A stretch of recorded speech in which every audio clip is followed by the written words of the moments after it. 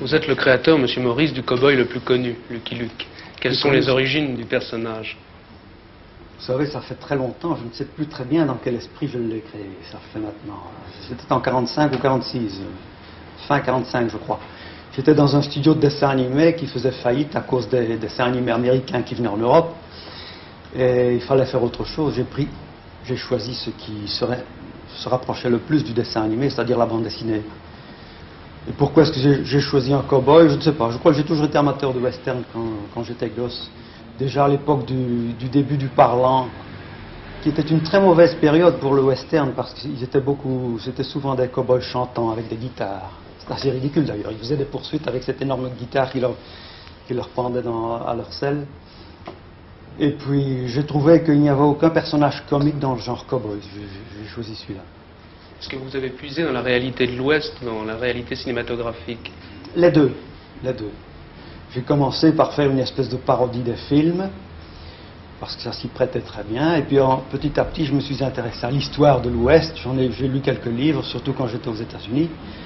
Et par après, je me suis souvent inspiré soit de personnages historiques, soit de faits historiques qui se sont passés, comme la ruée vers l'Oklahoma, etc. Comment votre collaboration avec M. Goscinny a-t-elle commencé? Bien, j'ai rencontré René à New York par l'intermédiaire d'un autre dessinateur, Gilin, qui travaillait pour Pilote également. Et non seulement je m'apercevais que René avait le sens de l'humour, mais je voyais qu'il avait ce sens d'humour visuel qui est nécessaire dans une bande dessinée. J'avais lu un petit scénario qu'il avait fait pour la télévision américaine, pour un dessin animé, et c'était tellement drôle, tellement visuel que je trouvais qu'il était sûrement doué pour ça. Et c'est ça qui m'a poussé à lui demander. Depuis lors, je ne travaille plus qu'avec lui. Comment s'élabore une bande dessinée? Vous partez d'une idée? Oui, nous partons d'une idée. Très souvent, d'ailleurs, nous la discutons ensemble pour connaître le thème général de notre histoire. Et ensuite, je fais un synopsis très détaillé que je soumets à Maurice. Et après quoi, une fois qu'il l'a accepté ou qu'il m'a fait des observations, eh bien, je fais un découpage qui est en tout point semblable à un découpage de cinéma, c'est-à-dire description des plans et dialogue. Et je le lui donne et il fait les dessins. Nous nous amusons à nous inspirer de personnages, soit qui ont existé, soit que nous inventons. Les personnages réels, ce sont par exemple les grands bandits de l'Ouest. Et puis, il y a les personnages secondaires, dont là nous a été inspiré, par exemple, par Rintintin, ce fameux chien qui savait tout faire, y compris ouvrir les boîtes de sardines avec les dents. Et nous avons inventé Rentemplant, qui est un chien d'une gigantesque bêtise, très sympathique mais très bête. Et nous avons poussé la caricature en sens inverse cette fois-ci. C'est-à-dire que ce chien, quand son maître est attaché, Rintintin serait venu et avec ses dents aurait détaché les nœuds. Rentemplant, lui, quand son maître lui dit « détache-moi », il va lui chercher les pantoufles. Et pour nous, c'est ça. Vous ne respectez guère la réalité historique avec les Dalton et leur moment? Non, bien sûr, mais vous savez, pour cela, on a peu souvent respecté la réalité historique quand on a parlé du Far West. D'ailleurs, le Far West, c'est difficile de distinguer la réalité de la légende. Or, très souvent, le cinéma a représenté ces bandits comme des bandits d'honneur qui devenaient des bandits soit avec un complexe de Robin des Bois pour voler les riches pour donner aux pauvres, soit parce qu'on avait fait de la peine à leur maman, soit parce que le Sud avait perdu la guerre et qu'eux, ils n'étaient pas d'accord. Et en réalité, c'était pour la plupart des véritables bandits, des schizophrènes et tout. Et nous, quelquefois par la caricature, nous nous approchons beaucoup plus de la réalité que ce qui en a été dit. Par exemple, Billy the Kid, nous en avons fait une sorte de petit voyou. Le cinéma, notamment dans un des films, c'était joué par Robert Taylor, qui était un homme d'une très grande beauté et d'une moralité dans le film à toute épreuve. Alors que Billy the Kid était un véritable cinglé. Billy the Kid, à 21 ans, avait tué 21 personnes, sans compter les Mexicains et les Noirs. Et les Chinois non plus. Les Chinois non, ça se compte pas. Mais vous savez, nous avons pris la parodie, comme nous faisons de la parodie, nous avons pris la parodie du cow-boy de l'époque, disons, des films, des grands films, 1930, 1940, qui étaient des personnages, quand ils avaient le choix entre une fille et leur cheval, ils embrassaient le cheval et ils partaient. C'était des cavaliers solitaires. et c'est un peu, disons, normal, c'est ça le héros. Le héros ne peut pas revenir, sa journée terminée, chez lui, retrouver sa femme, ses enfants, ses pantoufles et la télévision. Bien, le feutre crisse sur le papier, et je pense que vous reconnaissez ce personnage, c'est Lucky Luke. À ce propos, quelques chiffres.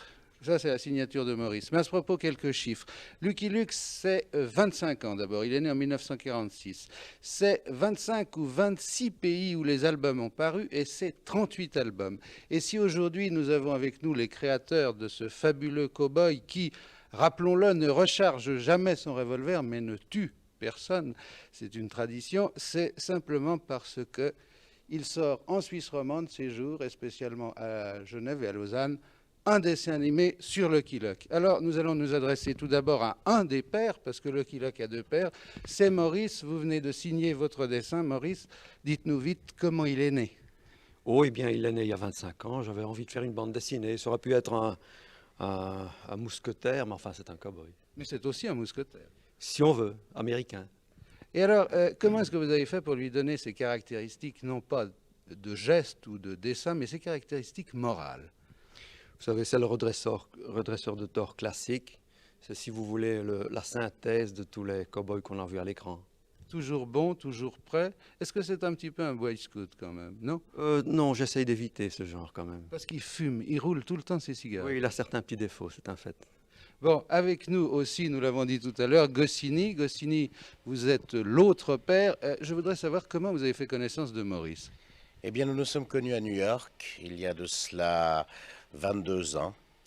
Et nous avons sympathisé. Et puis, quelques années plus tard, Maurice m'a fait le plaisir de me demander de faire les scénarios de Lucky Luke, ce que je fais depuis 18 ans. Maurice, est-ce que c'est parce que vous manquiez d'inspiration ou bien parce que vous vouliez renouveler Lucky Luke que vous avez demandé à Goscinny? Oui, je voulais y apporter un peu de nouveau sang. Et puis aussi, pour pouvoir me consacrer à 100% sur le dessin, je crois qu'il est très, très bon pour un dessinateur de travailler avec un scénariste. Alors, Goscinny, quels sont les problèmes que ça pose de changer comme ça d'associé, puisque vous en avez un autre tout aussi célèbre que Maurice? Oh, ça ne pose aucun problème. Vous savez, Maurice et Uderzo sont des amis. Je suis habitué à travailler avec eux. Nous nous connaissons tous les trois d'ailleurs. Ça ne pose absolument aucun problème. Ça ne pose pas de problème parce que, aussi bien avec Uderzo qu'avec Maurice, nous nous amusons des mêmes choses. Nous avons, disons, le même sens de l'humour. Et c'est une collaboration qui se fait de la même façon et très simplement. Bon, nous allons maintenant parler, bien entendu, du film. Il s'appelle Lucky Luke, tout simplement. Alors, je crois qu'à ce propos, il y a quelques petites questions insolites qu'on peut poser. On m'a dit qu'il y avait une sociétaire de la Comédie Française qui jouait dans ce film. Oui, Rosy Vart joue dans ce film et elle dit « Hep » et « Tu me plais beau brun ». C'est pas tout à fait dans son style habituel. Oui, mais ça fait riche dans un film de prendre quelqu'un de la Comédie Française pour le faire. Nous sommes les seuls, d'ailleurs. Je crois qu'il y a aussi Jean Richard. Que fait-il? Il donne 4 coups de fouet. C'est assez rare également dans un film d'utiliser une vedette pour donner 4 coups de fouet, mais il l'a fait pour nous. Maurice, quand on pense à un dessin animé, on pense au scénario et on oublie parfois les dessinateurs. Combien représente en gros le nombre de dessins qu'il faut pour arriver à faire ce long métrage? Eh bien, la quantité est énorme. Nous avons compté 300 000 dessins qui ont été photographiés, sans compter les croquis préliminaires et tout. Il a fallu également 400 décors.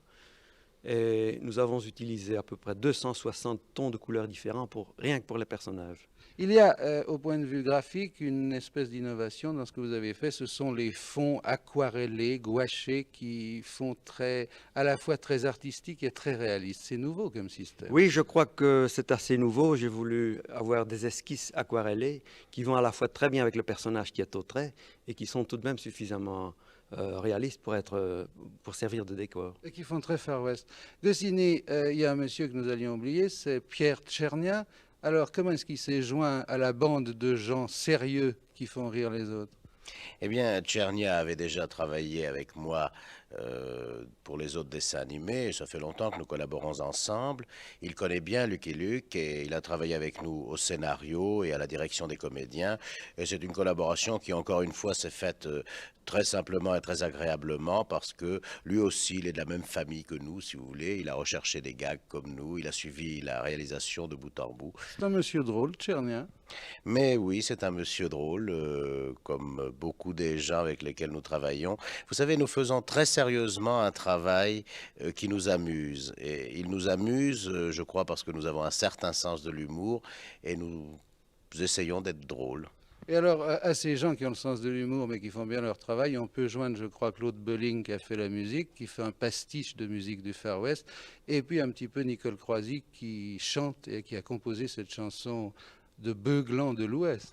Oui, exactement. Ils ont travaillé, et eux aussi. Bolling a travaillé avec le même sérieux que s'il écrivait une symphonie. Ça posait beaucoup de difficultés, mais toujours avec l'œil qui frisait, avec l'idée de parodier, de faire du Morricone, de faire du Dimitri Tiomkin, et puis surtout de faire du Bolling.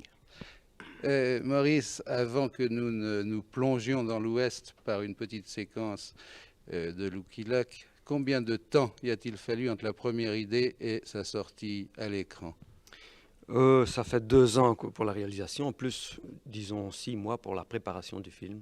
Est-ce que vous recommenceriez? Ah, volontiers. Pour moi, c'était une expérience absolument fabuleuse. Je vais faire une petite sieste et je m'y remets.